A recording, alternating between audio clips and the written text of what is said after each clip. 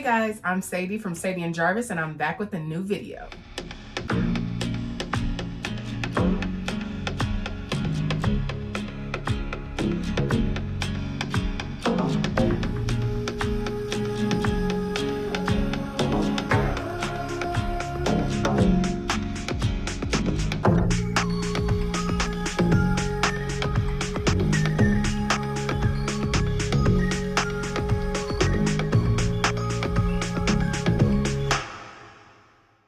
So today's video, I'm going to talk to you about embryo adoption and embryo donation. So I'm going to talk to you about what it is, how it works, what the process is, what the requirements are, that kind of thing.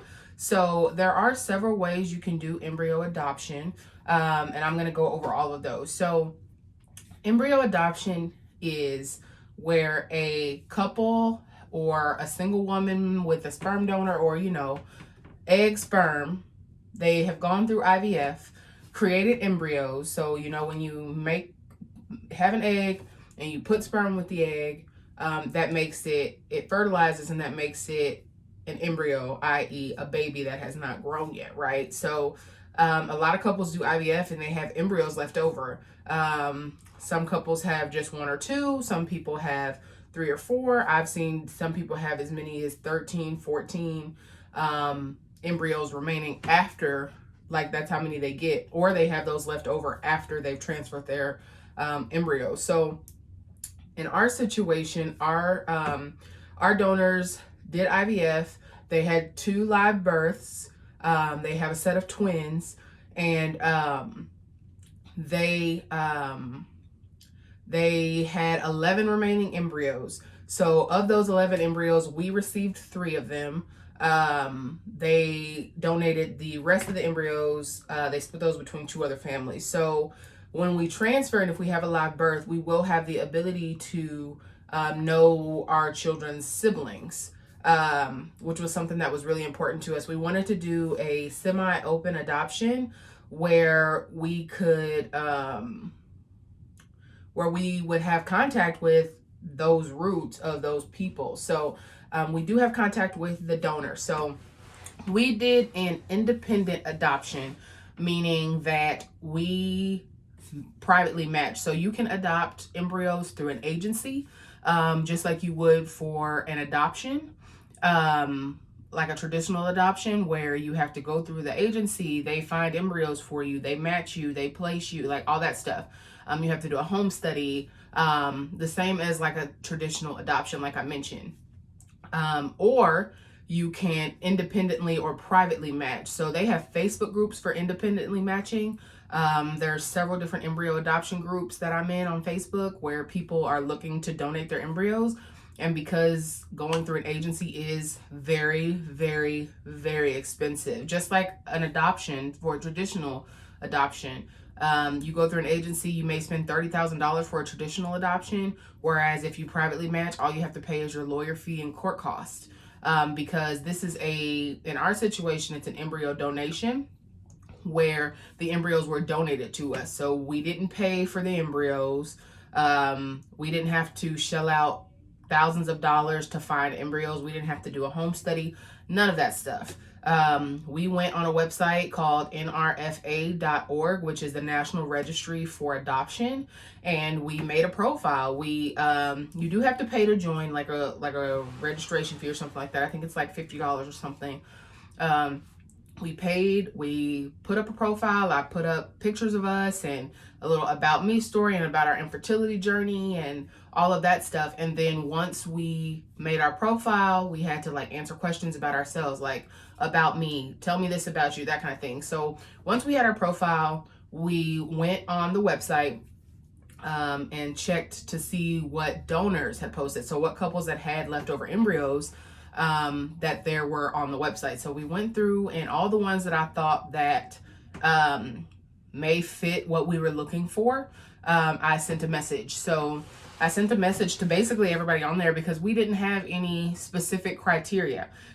We weren't looking for a specific race, specific age of donors. We weren't looking for a certain amount of live births, a certain number of embryos. Like, we weren't looking for any of that stuff. So we were very, very open in the process. And I think that's what contributed to us matching so quickly, because we were only on, I had only posted our profile 2 weeks before we got a match. So it is possible to independently match. It may be a little harder than going through an agency where you have to sift through profiles. You have to basically find your own embryos, but they do have resources out there to help you make that a little bit easier.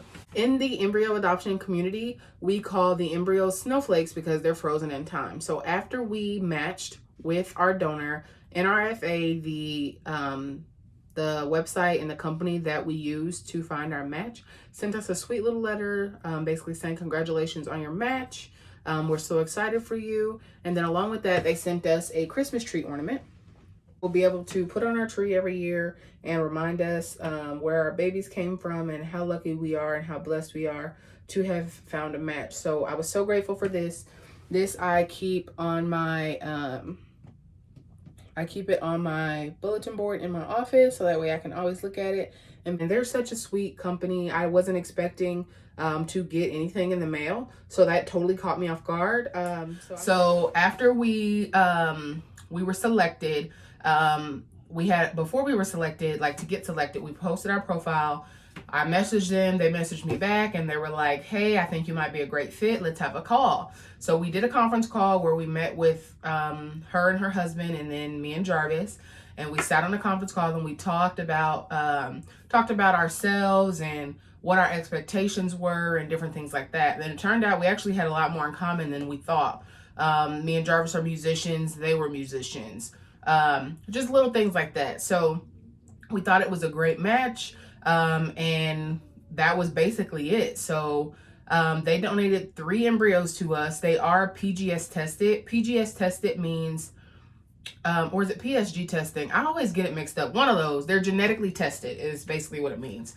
It means that they have already been screened for any kind of disorders or chromosome abnormalities or anything like that. So basically, like miscarriages and things like that happen because there's something that is genetically wrong with the embryo. So in this case, that's unlikely, basically, because there's no genetic issues. Now with genetic testing, they test for disorders like Down syndrome, basically any kind of genetic disorder, which I thought was really cool. And when you do when you do testing on the embryos, you also find out the gender. You also found out the the gender, the sex of the babies, the grading of the embryos to find out, like, on a scale from A to D or whatever, what's the quality of the embryo. So we were able to get a lot of information because we selected embryos that were already tested. Because we could adopt any embryos that hadn't been tested, but and then we could try to test them, but since they've been frozen, then you have to like unthaw them, which puts the embryos at risk, unthawing them and everything like that. So one of the things that we did that was at the top of our list was trying to find embryos that were already tested, because we do have to pay to transfer the embryos into me. So we wanted to have as many opportunities to have a successful transfer by having embryos that were already tested, so that way they're more likely to survive. So we do know the genders of the embryos. We're not going to tell you. We're not going to tell anybody until we're going to do a gender reveal once I get pregnant and stuff like that. So we want to be able to go through the same process.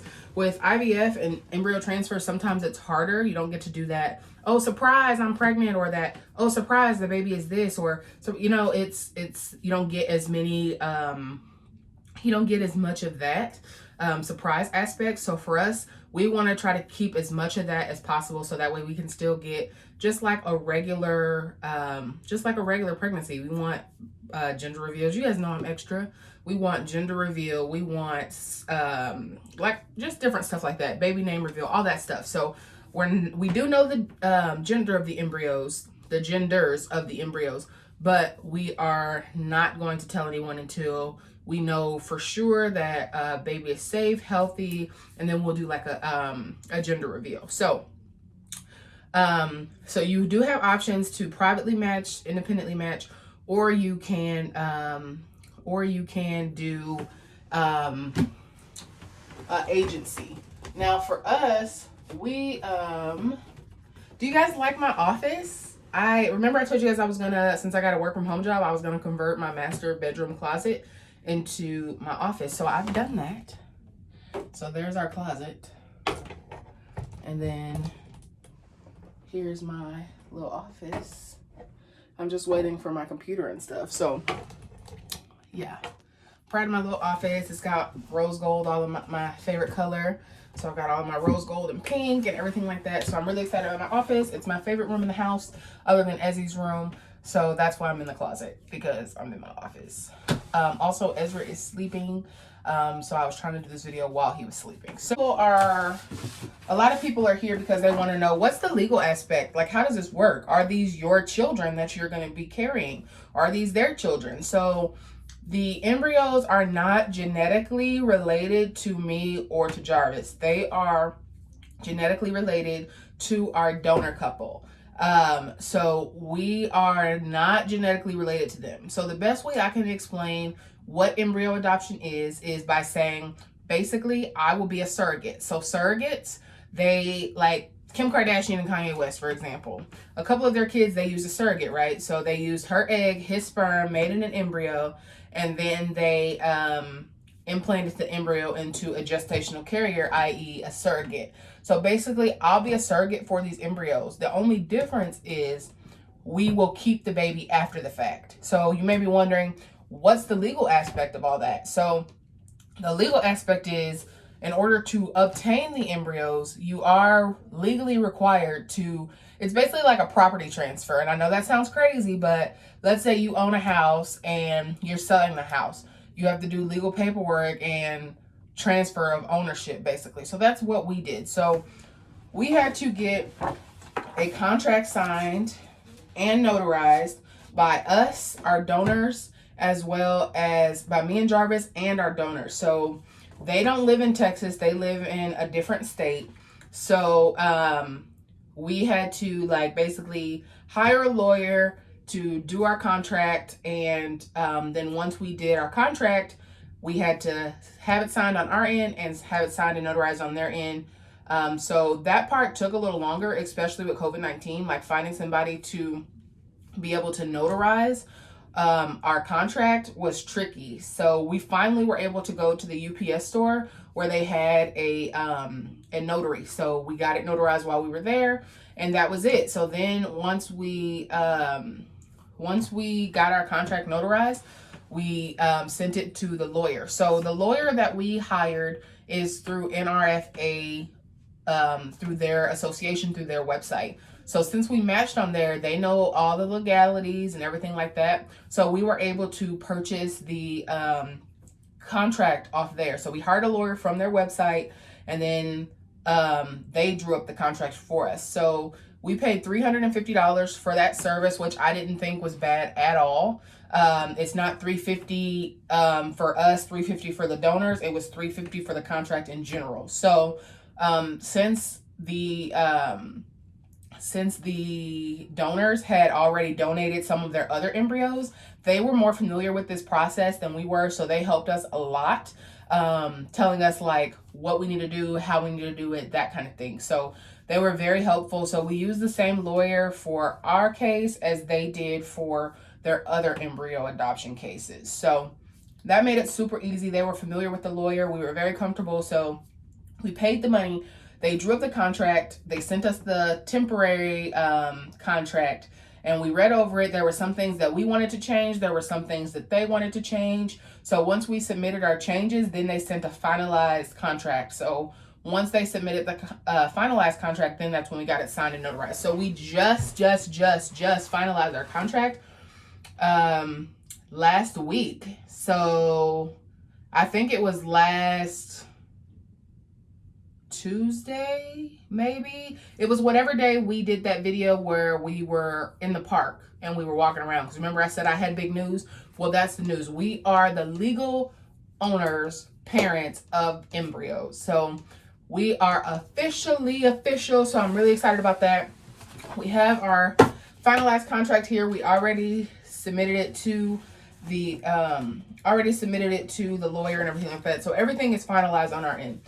What's next? So The next steps for us is on May the 12th, I have my first consultation with this new clinic. So the clinic that we were going to use was CNY Fertility in New York. We were going to them because they were super affordable. Like a full round of IVF is less than $5,000. So if anybody's looking to go through IVF, I would highly recommend CNY Fertility.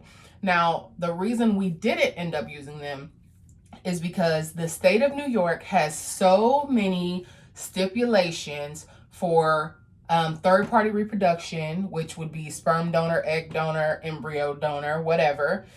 So just the list of requirements was completely out there. So we just didn't think that it was a good fit. Like, they were asking for all kinds of things. They wanted psych evaluations, which I'm fine with on our end. But why should you have to do a psych evaluation on our donors whose embryos have been frozen for a long time?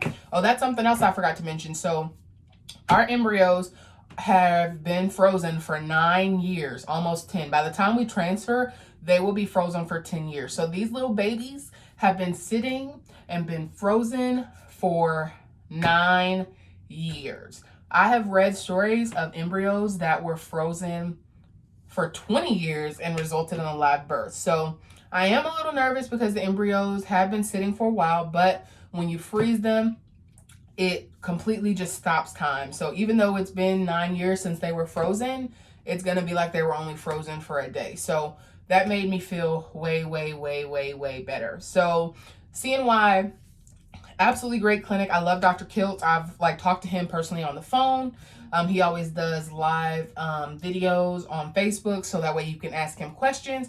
He's very hands-on. It's a very affordable clinic. So if you decide that you are trying to do IVF, that is the place to do it. They also work with women in their 40s. I know a lot of people that have infertility are older, and some clinics just won't even touch you. So that's an option for you. So that was one of the clinics we did decide to use. If for any reason, or later on down the line, if me and Jarvis decide to do IVF with egg donor, sperm donor, or both, then we will go through CNY in New York because it was very affordable for us. We didn't want to be in debt for a long period of time just trying to have a baby. We want to be able to pay our money up front and start our baby's life just on the right track. I didn't want to start our baby's life owing money, if that makes sense. So yeah, CNY is a great option for you. They also have payment plans that are not credit based. So if you have struggling credit like me, then that is an option for you. So they, like I said, $5,000, you can finance that. I think the maximum is 24 months that you can finance it. So you can pay for $5,000 over 24 months, like $200 a month or whatever it is. You know what I'm saying? They do have that option for people that do not have good credit or don't have the best credit. Because for things like this, you have to have like really, really good credit scores. And everybody doesn't have that, and that's fine. So I was happy that they had the option for people that were not completely that had superb credit, because I don't have superb credit. Jarvis doesn't have superb credit. So we wanted realistic options. So that's what I'm here for, is to tell you guys realistic options that don't involve you spending thousands and thousands and thousands of dollars. So our embryos did not cost us. We didn't pay anything. The only thing we've paid so far is $350 for our contract. Also, the clinic that we are using, we're going to be using UT Physicians, UT Health in San Antonio, Texas. So we live in Houston, Texas, or Baytown, Texas. So San Antonio is about 3.5 hours. So the clinic is a little bit of a drive from us, but it's it's close enough to where we could just hop in the car for an appointment that day, turn around and come back, or go over the weekend and go to Six Flags, because we do have a Six Flags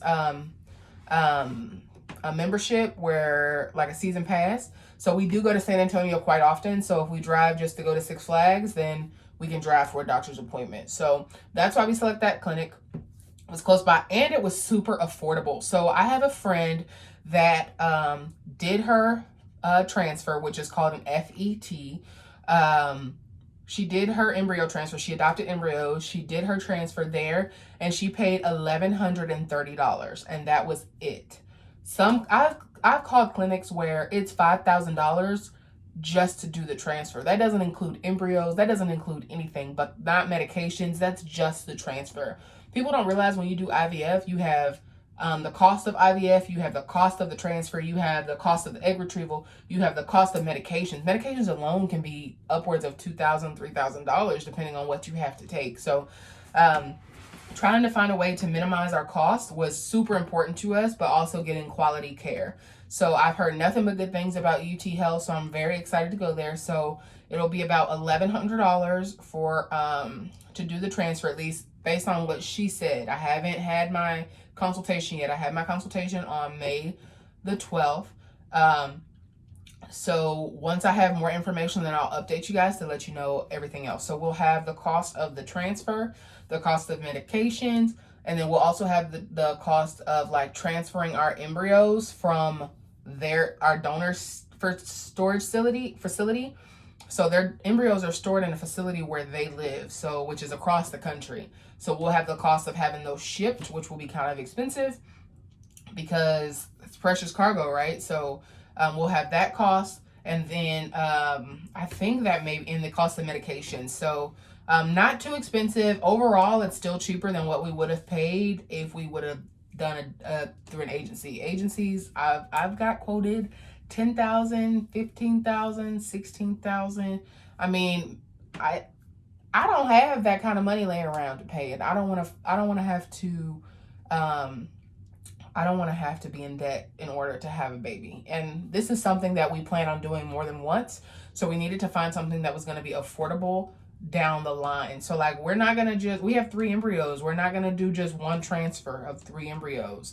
We're going to transfer, we're going to do more than one transfer. And then after we have children through embryo adoption, we'll probably want to do more because we want a lot of kids. So we wanted something that was going to be affordable for us to do it more than once, if hopefully we get that opportunity. So the clinic was very affordable. So we have our appointment on May the 12th. It is a video visit, which is great because of the coronavirus. So we'll be doing it from here, from home, which is even better. But if we needed to go to San Antonio, it's only about a 3-hour drive. So no big deal there.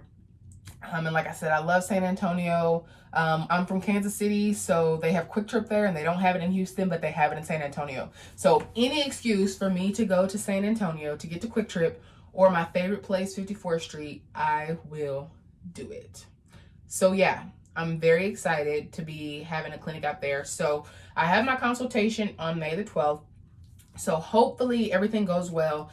And we are not wanting to transfer our embryos right away. We are not transferring our embryos until November, December, January, sometime around there. So we're not going to do it any earlier than that because we want Ezra to be at least 2 before we have our second baby be born. So Ezra will be at least 2 before we have our next child. So we're just trying to get all our ducks in a row and everything like that. So that way, whenever December comes, we're like, okay, let's do it. So that way we can have that, just everything signed up and ready to go. So we are starting the process pretty early just because we didn't want to wait to the last minute and then we couldn't find embryos or there was certain paperwork or testing and different things like that. And also because I still have more weight to lose and I don't feel comfortable getting pregnant right now at the weight that I'm at. I mean, I'm 90 pounds lighter than I was before, but I have the desire to be as healthy as I can be to carry a child during pregnancy. So I have some work to do. You guys are going to be seeing me get back to working out and eating right and things like that as we move along because that's something that's important to me. I am a type 2 diabetic. I'm kind of in remission because of my surgery, but I have work to do. So I want to make sure that we give our little embryos as good of a chance to survive as we can. So yeah, so if you have any other questions about embryo adoption, about embryo donation, how it works, what it means, then let me know in the comments, or you can always send an email to sadieandjarvis@gmail.com. or you can message me on Instagram, whatever's right for you. And I will say that we have 3 embryos. We plan to use all 3 embryos, but we will be proceeding with more children after that. Let's say all 3 of them take, we'll have a total of 4 children. I think we want 5. I want 6, but Jarvis might die. But if you know anybody that has embryos that they're still wanting to donate, please give them my information, or give me their information, or have them call me, whatever. Because it is possible that we go to do our transfer, they unthaw the embryo, and then the embryo doesn't survive. So then we wouldn't even be able to do a transfer. So that's one of the things that's scary for having only 3 embryos, is that if it doesn't take, then like if it doesn't unthaw, then safely, then we just lost those embryos. Then we have to kind of start the process all over. So, or we could transfer the embryos and then I not get pregnant. So then we have to start the process all over. So we are still looking for additional embryos because we do want more children. And if for whatever reason the transfer doesn't work, then we're gonna need more embryos to try to have a baby. So if you know anybody that is adopting embryos or anything like that, please let me know. We really appreciate that. So that's that on embryo adoption. So now let's talk about Ezra. So Ezra is adopted, obviously, but his adoption has not been finalized yet. So this week we have 2 very important meetings. So on Tuesday we have our home study. So we haven't had a home study yet. When we were supposed to do it, coronavirus happened, so we weren't able to do it. So we're having our home study done this week. Not the actual home study part. Usually it's they come to your house, they sit at your house for like 3 hours, they ask you a bunch of questions, interview you, and then they do a home study where they go around your house, check to make sure everything is safe for the children and everything like that. So we will have our interview part. They have to separate it because of the coronavirus. The social workers are not allowed to come out to your house right now. So they're going to be interviewing us over the phone. So on Tuesday morning, we'll have our phone interview. So that'll take about 2.5 hours of them asking us questions, getting to know us, making sure that we're the right fit for Ezra. It is terrifying because I cannot imagine having Ezra for 9 months in my home as my child, and then somebody saying, oh no, I don't think this is a good fit. So this process is really, really scary. It's nerve-wracking. I don't think it'll be a problem at all, but I have to be realistic and know that anything is possible. So just say a prayer for us because this is a really, really important step. This is one of the final steps towards finalizing his adoption. So it's very important. So just say a prayer for us, send us some positive vibes for that. So we'll have that interview on Tuesday. And then on Thursday, we have an interview with an ad litem attorney or an amicus attorney. They are the ones that we have our attorney that is our adoption lawyer. And then the state basically has an attorney that looks out for the best interests of the child. So we have an interview with them, a meeting with them over Zoom on Thursday. Basically, they just want to make sure that Ezra is in a good environment. Same thing as a social worker. Make sure that it's safe and just make sure that us being Ezra's parents is in the best interest. So 2 very, very important things that we have coming up. We have been background checked. We have done all that stuff already. So these 2 things are the last 2 steps in order to finalize Ezra's adoption. So once we do these 2 things and we pass these 2 things, the next thing we'll be waiting on is a court date to finalize Ezra's adoption. So we are very, very, very, very close. I don't know how long after the home study and the amicus appointment that we'll get the court date, but hopefully it won't be too long because Ezra is 9 months old and we really are excited to finalize his adoption. We are so close. It has been drug out because of coronavirus and everything like that, but that's okay. I'm so grateful that he was able to be here with us while we were in this process. So a lot of adoptions, all this stuff is done beforehand. But in our situation, our home study couldn't be done until after the fact because it was super random and we weren't expecting it. So just say a prayer for us, send us positive vibes and things like that. We really, really, really, really, really do appreciate your love and support always. Jarvis is at work right now. Ezra's napping. Nevaeh's in her room with Bella. But yeah, we're so grateful, so grateful for you guys and everything that you guys do just by liking our videos or watching our videos, asking questions, things like that. So yeah, I just want to say thank you guys so much for everything. Thank you for your support. We do have a P.O. box now, so send us a letter, something that you always wanted to say, or but please just send nice things. Don't send mean mail. That's not nice. Don't do that. But yeah, we're super excited. We're finalizing Ezra's adoption here really soon, and then we are starting our next chapter towards having more kids in the future. So we're really excited to grow our family and for Ezra to become officially a Samson. So yeah, we're super excited. So we love you guys so much. So I'll update you guys after we have our home study. I'll do a quick little video just to let you know how it went and what the expectation was and everything like that.